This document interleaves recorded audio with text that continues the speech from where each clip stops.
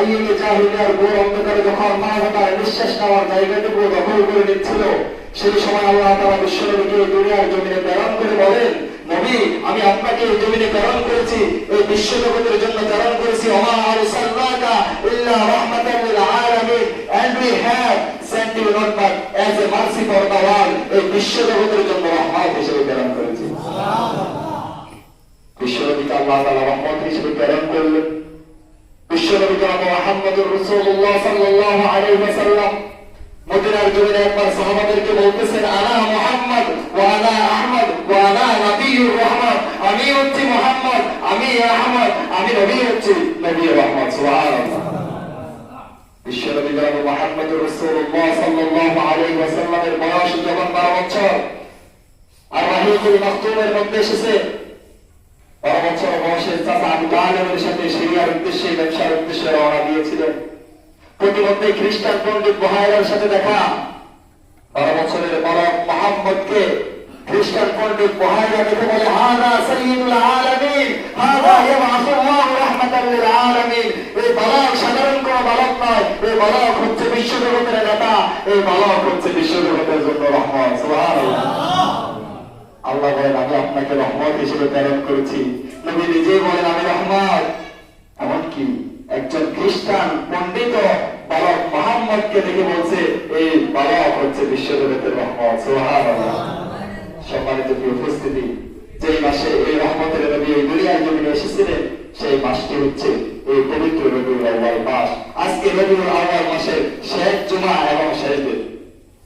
সম্মানিত উপস্থিতি, সম্মানিত হাজির, আমার রাসূলের দুনিয়ার জমিনে রহমত হিসেবে এসেছেন। এই দুনিয়ার জমিনে তিনি আদর্শ হিসেবে এসেছেন। আল্লাহ তাআলা কোরআনুল কারীমের মধ্যে বলেন, লাকাদ কানা লাকুম ফি রাসূলিল্লাহি উসওয়াতুন হাসানা, indeed in the messenger of Allah Muhammad sallallahu alayhi wa sallam you have a good example. তোমাদের জন্য নবী মুহাম্মদুর রাসূলুল্লাহ সাল্লাল্লাহু আলাইহি ওয়া সাল্লামের মধ্যে রয়েছে উত্তম আদর্শ। সুবহানাল্লাহ। আমাদের জন্য রাসূলের মধ্যে রয়েছে উত্তম আদর্শ। আজকে কাদের আদর্শ আমরা ফলো করছি? কাদের আদর্শ আজকে আমার যুবক ভাইরা অনুসরণ করছে? আজকে তো আমার যুবক ভাইরা নায়ক নায়িকার আদর্শ অনুসরণ করছে।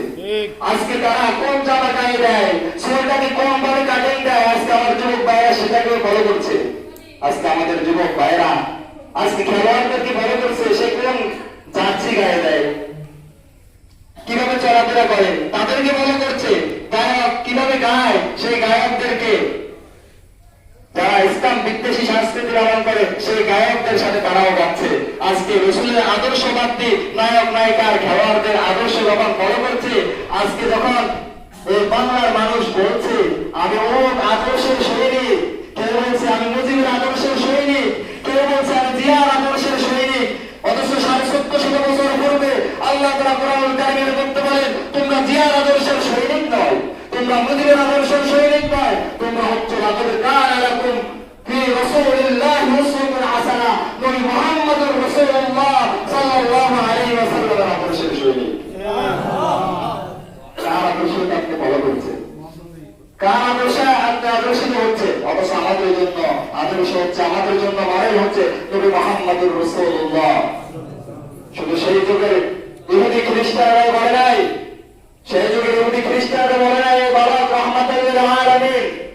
আজকের এই যুগের ইহুদি খ্রিস্টানরাও বলছে। আজকের ব্রিটিশ মিউজিয়ামের, ইংল্যান্ডের ব্রিটিশ মিউজিয়ামের ভিতরে বিদুরবিরা লিখে দিয়েছে, as a father, as a teacher, as a lawgiver, as a lawmaker, as a reformer of the society, Muhammad is the superman of the world. আজকের খ্রিস্টানরা বলছে পিতা হিসাবে, নেতা হিসাবে, শিক্ষক হিসাবে, সমাজ সংস্কারক হিসাবে নবী মুহাম্মদুর রাসূলুল্লাহ সাল্লাল্লাহু আলাইহি ওয়াসাল্লাম হচ্ছে কে? বলে সুপারম্যান। ইহুদি খ্রিস্টানরা বলছে। আপনারা জানেন 1998 সালে মাইকেল ইসহাক একটা বই রচনা করেছেন।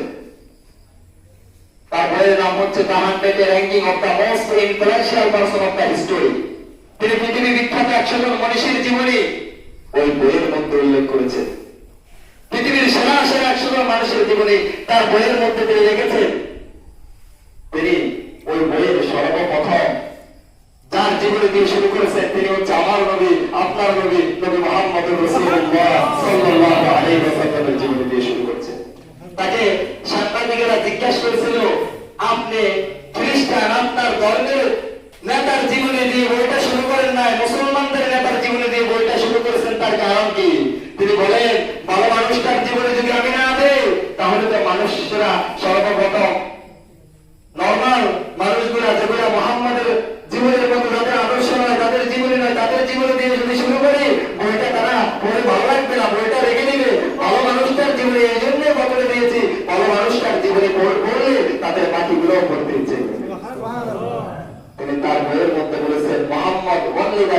in the history who was supremely successful on both religious and secular levels. তিনি বলেছেন পৃথিবীর ইতিহাসে মুহাম্মদ সাল্লাল্লাহু আলাইহি ওয়াসাল্লাম একমাত্র মানব যিনি ধর্মীয় এবং ধর্মনিরপেক্ষ বৈষয়িক উভয় দিক থেকে পূর্ণাঙ্গ সফলতা। আল্লাহ এই জন্য বলেছেন লাকাদ কানা লাকুম ফি রাসূলিল্লাহি উসওয়াতুন হাসানাহ, তোমাদের জন্য আমাদের মুহাম্মদের মধ্যে রয়েছে উত্তম আদর্শ। কেমন আদর্শবান আমার নবী ছিলেন, কেমন আদর্শবান আমার নবী ছিলেন। আজকে যারা মানবতার পক্ষে স্লোগান দেয়, আজকে যারা নিজেদের আদর্শের দিকে মানুষদেরকে ডাকে, তাদের জীবনে একটু দেখেন, তাদের অবস্থাটা একটু দেখেন। আজকে তারা ময়দানে গিয়ে বড় বড় স্লোগান বক্তব্য দেয়, কিন্তু বাসায় আসার পরে তাদের কর্মচারীদেরকে নিয়ে, তাদের ড্রাইভারকে নিয়ে এক টেবিলে খাইতে পারে না। কারণ তারা যদি কর্মচারীদের সাথে এক টেবিলে খায় তাহলে তাদের সম্মান কমে যাবে, এটাই তারা মনে করে। এই জন্য এক প্লেটের দূরের কথা, এক টেবিলে খাইতে পারে না। অথচ রাসূল সাল্লাল্লাহু আলাইহি ওয়াসাল্লাম মদিনার জমিনে প্লেটের মধ্যে খাবার খাচ্ছেন, তার সামনে দিয়ে যাচ্ছেন কালো কুসরি, একরো চেহারা, নাকটা মোটা, ঝুলন্ত ঠোঁট হযরত বেলাল হাবশী রাদিয়াল্লাহু রাসূলের সামনে দিয়ে যাচ্ছেন। রাসূল ডাকতেছেন, ইয়া বেলাল তাআল হেলা ফরমায়, হে বেলাল আমার কাছে আসো, আমার সাথে এক প্লেট খাও। আল্লাহু আকবার, কেমন আদর্শবান নেতা। বেলাল ধমকে দাঁড়িয়ে গেলেন, বেলালের চোখ থেকে জোর জোর করে পানি পড়ছে। হযরত বেলাল রাদিয়াল্লাহু তাআলা থেকে বিশ্বনবী জিজ্ঞাসা করেছেন, বেলাল এক প্লেটে খেতে বলছি, তুমি কেন খাও? হযরত বেলাল রাদিয়াল্লাহু বলছেন, ইয়া রাসূলুল্লাহ, মক্কার জমিনে উমাইয়ার গোলাম ছিলাম, আমার নেতা আমার মনিব ছিল উমাইয়া, আমি তার গোলাম ছিলাম, আমি তার গোলাম যখন ছিলাম। ইয়া রাসূলুল্লাহ, মক্কার উত্তপ্ত মরুর বালুর অঞ্চল দিয়ে যখন আমি হাঁটতাম, আমার ফাটা পাউকে জল করে রক্ত ঝরতো, আমাকে জুতা দেওয়া হতো না, আমাকে মৌজা দেওয়া হতো না। তার কারণ কি নবী আপনি কি জানেন? তার কারণ হচ্ছে মনিবের পায়ে জুতা আর মৌজা, গোলামের পায়ে যদি জুতা আর মৌজা হয় তাহলে মনিব আর গোলাম দেখতে একই দেখা যাবে। এই জন্য আমাকে জুতা দেওয়া হতো না। রাতের বেলায় যখন প্রচন্ড ঠান্ডার মধ্যে থাকতাম, ইয়া রাসূলুল্লাহ, আমাকে কম্বল আর চাদর দেওয়া হতো না। তার কারণ মনিবের গায়ে কম্বল, মনিবের গায়ে চাদর, গোলামের গায়েও যদি কম্বল আর চাদর থাকে তাহলে মনিব আর গোলাম দেখতে একই দেখা যাবে। এই জন্য আমি তার কাছে থেকে থেকে বুঝতে পেরেছি মনিব হচ্ছে মানুষ আর গোলাম হচ্ছে প্রাণী। আজকে যখন আপনি নবীর কাছে এসে আমি ইসলাম গ্রহণ করেছি, আজকে আমি বেলাল বুঝতে পেরেছি আমি বেলাল হচ্ছে একজন মানুষ। এই জন্য আল্লাহ বলেন, লাকাদ কানা লাকুম ফি রাসূলিল্লাহি উসওয়াতুন হাসানাহ, তোমাদের জন্য নবী মুহাম্মদের মধ্যে রয়েছে উত্তম আদর্শ। কেমন আদর্শবান নবী ছিলেন। এই জন্য একজন মুসলিম ইংরেজ বলেছিলেন, we can never reach our goal until and unless we follow the footsteps of Muhammad sallallahu alaihi wasallam। আমরা ততদিন পর্যন্ত আমাদের গন্তব্যস্থানে বুঝতে পারবো না যতদিন এবং যতক্ষণ না নবী মুহাম্মদুর রাসূলুল্লাহ সাল্লাল্লাহু আলাইহি ওয়াসাল্লামের প্রতিটি কদম পথ অনুসরণ না করব। এই জন্য আল্লাহ অনুসরণের কথা বলেন, কুল ইন কুনতুম তুহিব্বুনাল্লাহ, নবী যারা আপনি নবীকে ভালোবাসতে চায় তারা যেন তাত্তাবিউনি, যারা আল্লাহকে ভালোবাসতে চায় তাত্তাবিউনি, তারা যেন আপনি নবীর অনুসরণ করে। আপনি নবীকে ভালোবাসবে শুধু তাই নয়, আপনি নবীর সমস্ত কাজগুলো তারা যেন আদায় করে। আর আপনি নবীর কাজ আদায় করে মানে হচ্ছে অনুসরণ। আর আপনি নবীকে যদি অনুসরণ করে, আমি আল্লাহকে আমার বান্দারা ভালোবাসা রাখবে না, আপনার উম্মতরা আমাকে ভালোবাসা রাখবে না। যদি আপনার অনুসরণ করে ইউহিবুকুমুল্লাহ, আমি আল্লাহ তাদেরকে ভালোবাসবো। আমরা সেই রাসূলের আদর্শে আদর্শিত হতে চাই না? চাই না?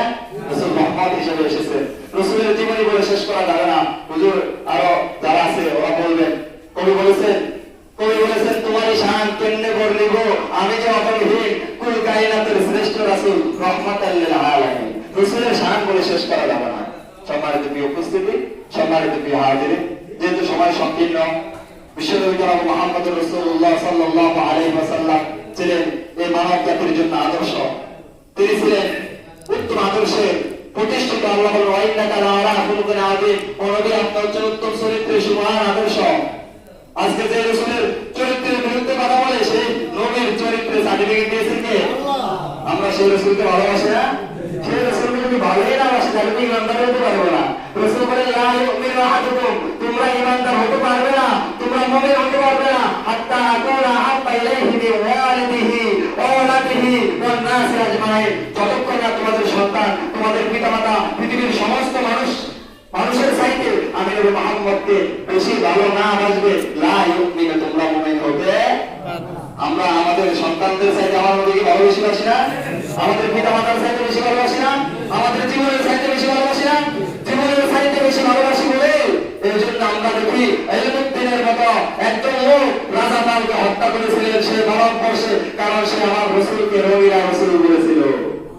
এই জন্য তিনি বিচারের কাঠগড়ায় গিয়েছিলেন, সমস্ত এক টুকরা বলছিল সেদিন তিনি বলবেন আমার সেদিন মাথা ঠিক ছিল আমি যখন রাজা তালকে হত্যা করেছিলাম, কিন্তু তিনি বলেছেন না, বিচারককে বলেছিলেন আমার মাথা ঠিক ছিল, আমার সব কিছু ঠিক ছিল, আমি সব দিনে স্বইচ্ছায় রাজা তালকে হত্যা করেছি, তার কারণ সে আমার রসুলের বিরুদ্ধে বলে লিখেছে রবিরা রসুল। অথবা তাকে এক টুকরা জিজ্ঞেস করেছিল এই কথা কেন স্বীকার করলে তুমি? তিনি বললেন আমি স্বপ্নযুগে ঈশ্বরকে এসে বলেছে ও ইলমুদ্দিন আমি নবী মুহাম্মদ জান্নাতের মধ্যে তোমার জন্য অপেক্ষা করছি। সেই ইলমুদ্দিনের জানাজা করেছিলেন বিশ্ববিখ্যাত বুজুর্গ আল্লামা জাফর আলী খান। সেই ইলমুদ্দিনের কবরের পাশে দাঁড়িয়ে আফসোস করে বলছিলেন আল্লামা ইকবাল, তিনি বলছিলেন আজকে মূর্খ একজন কাঠমিস্ত্রি ইলমুদ্দিন আজকে সমস্ত শিক্ষিতের উপরে উঠে গেছে। আমরা চাই না সেই ইলমুদ্দিনের মতো হতে? রসুলের অপমান যখন হবে আমরা তাদেরকে রুখে দেবো ইনশাআল্লাহ, আর রসুলের আদর্শ এবং অনুসরণ করে আমরা আমাদের জীবনকে গঠন করবো ইনশাআল্লাহ। আমার সময় শেষ।